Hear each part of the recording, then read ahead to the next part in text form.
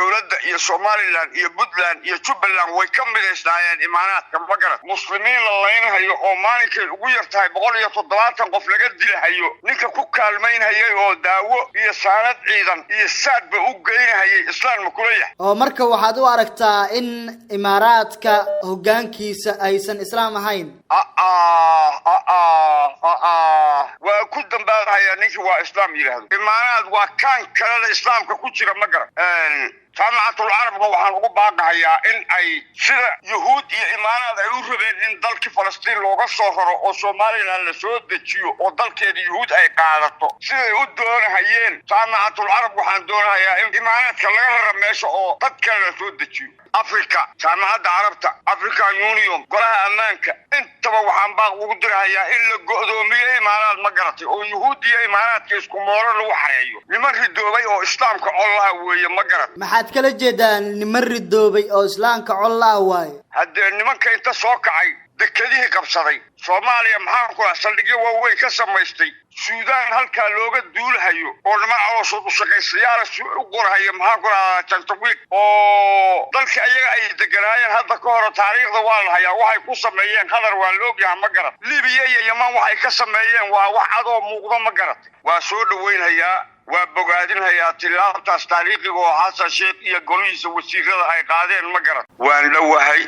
وإذن ما هتعلنها يا الله يدنك الصواب سيو ان سيدي لو دورتي oo wadanka loogu dhaariyay oo madaxweynaha Soomaaliyeed uu noqday tilaabo ay shacabka Soomaaliyeed ku farxaan waa tii koowaad oo qaada ma garatay Xasan Sheekh haye nin baa waxa la dhihi jiray fulay baa taa fulay maalinka dambe nin meel fadhiyo intuu warar la kor istaagay baa wuxuu yiri fulay baa tahay baa la igu dilay wallahi ninkan warankan ku dhufanaya nin ag taagnaa baa wuxuu ku yiri geesinimada aad maqashay waa intaas oo laga dhabeeyo oo waranka ku dhufata ninka macnaha haye Xasan Sheekh aniga man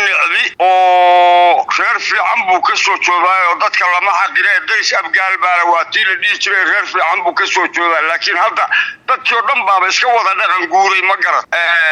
waa soo dhaweynaya waa bogaadinaya tilaabta taariikhiga oo Xasan Sheekh iyo golihiisa wasiirada ay qaadeen ma garatay waxaan maqlaayay imaanaad kuwa oo xalay aan qadka ka arkay oo maxaan ku raadaa doodahayo oo wax badan baan ka qabanay Soomaaliya intaas oo dekedood baan ka dhisnay intaas aan dayactirnay waxaan ku intaas oo dhismaan ka sameynay kuwa aan arkay haye waxaan jeclaan lahaa inay soo sheegaan meesha ay maxaan ku raadaan wax ka qabteen inay soo sheegaan baan jeclaan lahaa guryo xuno ay ayaga meelaha ka dhiseen haddana ay fuqsan hayaan oo maxaan ku raadaan ay qaadan hayaan waan arkay oo ayaga saldhig u ahaa laakiin hal tilaabo ama hal taako oo dalka ka mid ah oo dhaxalreeb oo dalka u haraya hadda ka baxayaan dalka u harayo oo ay qabteen lama soo helayo ma garat haye oo maxaad u leedahay hadalkaasi soo imaaraadka iyo dawladda ilaaqad wanaagsan kama dhixin هلا روره رمبان مودي دولة رمبي كاهي لكن إمارات كاخيانة waxay ku caanbixeen oo lagu yaqaano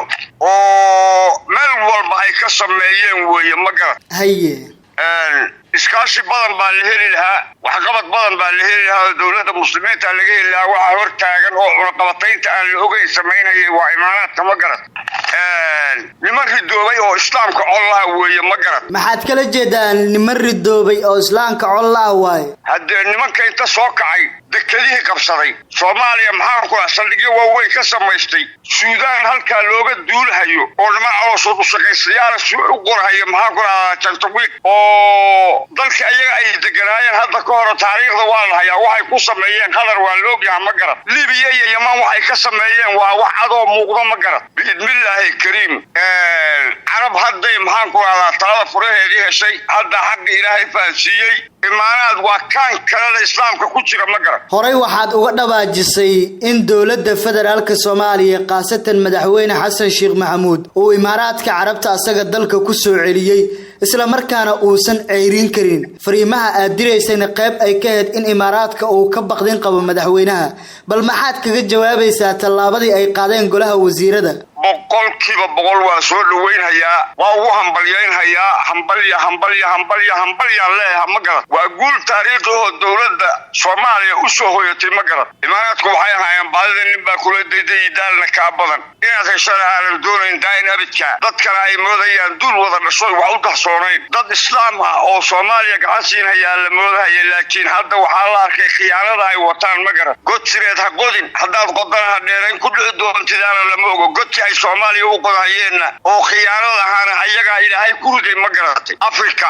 jaamacadda Carabta African Union golaha ammaanka intaba waxaan baa ugu dirayaa in la go'doomiyo imaaraad ma garatay oo Yahuudiya imaaraadka isku mooro lagu xareeyo maxaad kala jeedaa in la go'doomiyo imaaraadka Carabta sideese loo go'doominayaa bal faahfaahin inaga sii niman dal aqoon ahayn oo aan qariirada dalka aqoonin hadalkaas ma fahmayo laakiin way sahlan tahay sida loo go'doomiyo inta ay xiriirka la leeyihiin haddii maxaan ku raacay safaaradooda la xiro oo diblomaasiyadii laga xirto qaabul mandadna islaamku uu fariisto oo maxaan ku raacay laga xiro imaaraad halkaasay aabood ku waseen ma garan ilaa ay toobad keenaan oo si dhab ay islaamnimada u qaataanna ciidan boqoy cigaalka xun oo u xiran ku qaldahayaan imaaraad ma jiri doonto ma garan ilaa ay toobad keenaan maxaad kala jeedaa hadda imaaraadku magaala waxaan hore uga hadlay dagaalkii Falastiin intuu socday 3 jeer inay shaalad military iyo saad iyo daawado yuhuud u geeyeen ma garan aniga hadda kuma dambaabahayo ayaga iyo ilaahooda ma dhaxgalahayo laakiin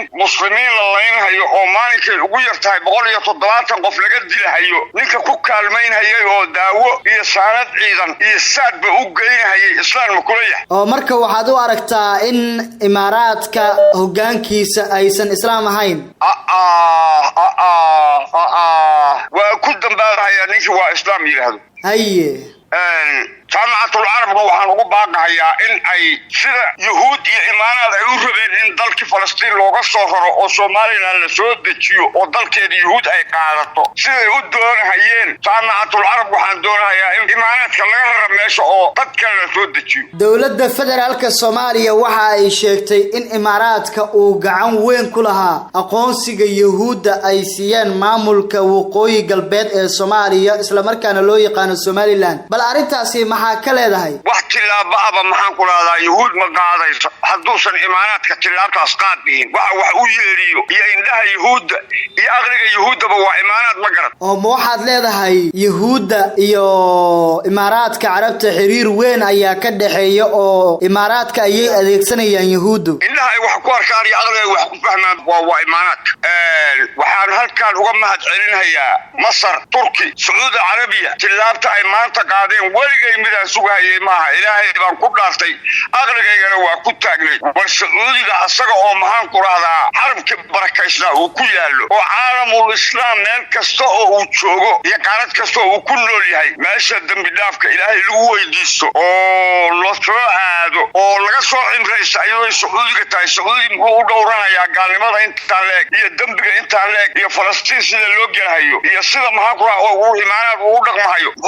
uu heesan hayaan hadda wax badan niyadeyda ku soo noqnoqotay ma garab nabadii waa la helay xagee laga helay hadal badni baa la yiri Sacuudi hadda tilaabta uu qaaday aad baan ugu mahadinayaa ma garab inta badan siyaasiyiinta iyo dadka ka faalooda arrimaha siyaasadda idil ee caalamka waxa ay rumaysan yihiin in imaaraadka uu yahay gumeysiga dadban ee Yahuudda iyo sidoo kale tagaalada ay u adeegsato muslimiinta sida dhibaatooyinkii ka dhacay Yemen Suuriya iyo wadamo kale oo qayb ay ka tahay Liibiya bal adiga arrimahaasi tuhmada ah ma kugu jiraan intiisi meel u tuka maxaan ku raadaa uma gudbay Liibiya ayadaaba maxaan ku raadsaa Cabdulqaadir Wanaadeer ku jirtay kulli fidna cindi geel waa imaanaad weeye kulli fidna cindi geel waxa la og yahay Saddam Hussein maxaan ku raadaa waxa in la dilo iyo in lagu soo duulo waxa qalqaaliye imaanaad inay tahay waa xaqiiqa waxa la og yahay ninkii la dhihi jiray madaxweynihii Liibiya Cornel Gaddafi in maxaan ku raadaa asbaabta wadankiisa loogu soo duulay oo lagu dilay oo waliba dilkii Saddam Hussein oo la daldalay ka magac rooraay si farxo loola dhaqmay oo lagu dilay waxa ka dambeeyay waa imaanaad marka qiyaaradii ay wadeen godkii ayaga ilaahay ku riday maanta meel ay ku xiran yihiin iyo meel ay ayaga go'doon maanta ma garan hadda Jubbaland iyo Puntland oo ah maamul goboleedyo hoostaga dawladda federaalka Soomaaliya iyo maamulka Somaliland si toos ah ayay uga soo horjeesteen warkii ka soo baxay golaha wasiirada ma ku muuqataa in durbaba galaangalka imaaraadka imaaraadka carabta ee dagaal inuu ka horiyo gudaha Soomaaliya inuu u dhaqaaqay markaan ku leeyahay tilaabadii koowaad oo ummadda Soomaaliyeed ay ku farxaan oo dawladda qaaday waa tan aqoonsiga Soomaaliland baa arrinta fashiliyay ma ogiye dawladda iyo Soomaaliland iyo Puntland iyo Jubaland way ka mideysnaayeen imaaraadka ma garan irsaaqada Ilaahay uu siiyay lacagta ay haystaan bayna ku gadanayeen dadka ma garan waxyaabaha xasaasiga lagu fashilinayayna ahayd maxaan ku arrinta ayada ma garan mar hore la rabay inuu ka hadlo diido hadduu isdaba qabtayna waa u tahniyadaynaya waa soo dhaweynaya arrintaas Ilaahay maxaan ku raadaa khayrkaana waafajiyo miskiin laba jeer god lagama wada qalina la yiri Xasan Sheekh kana dambe oo imaaraadka uu wato oo maamul goboleedyada uu ku qalqaashanayo inuu saddex gelin hadda ka dambe waan uga digaya oo super power uu isticmaalo asaga dawladda Soomaaliya wax walba uu fito saara ma garan nabadoone ma kugu jira tuhun in imaaraadka uu hub iyo sanad ciidan uu siiyo dawlad goboleedyada taabacsan sidaasna dagaaladii uu wadamada islaamka ah Yemen Syria iyo sidoo kale Iraq iyo qaybo fara badan oo kamid ah wadamada muslimiinta oo kale Soomaaliya uu ka dhigo hadda daba qabasha la leeyahay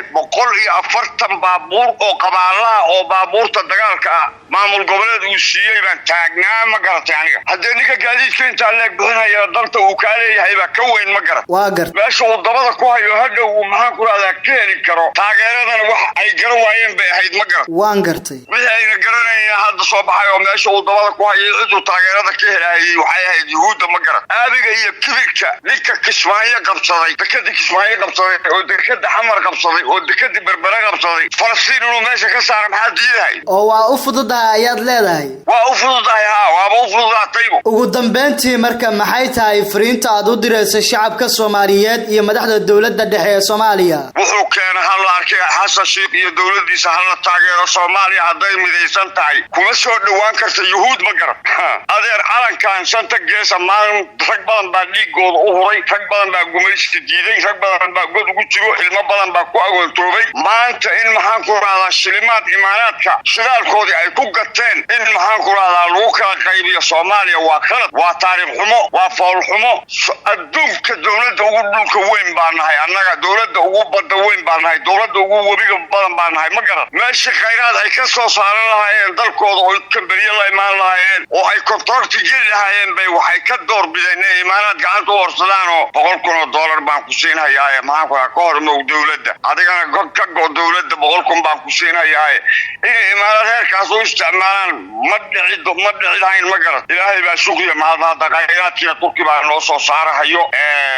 wixii kale oo maalgelin ana Sacuudiga maxaan ku raayaa laga heshiin inkastoo naftiisa uu khiyaano badan yahay oo Soomaaliya khayraadkeeda inay soo saarato u hortaagnaa laakiin waxa ka dhaadhicinayo nagu dirahayay imaaraadku ma garan hadda aniga meesha gobolka aan kala hadlayo regional Gadaweeye laba ceel oo midkiiba bardey maxaan ku raadaa 50,000 oo barmiil maxaan ku raadaa laga soo saarahayaa lagu arkay ma garan waxa joojiyay oo asagoo ajabkii in la dilo la doonayo oo la soo saaray waxa joojiyay Sacuudigu ma garan oo lacag ku bixiyay imaaraadka iyo Soomaalida awoodeeda intaan leegtahay oo Itoobiya dalka ka saartay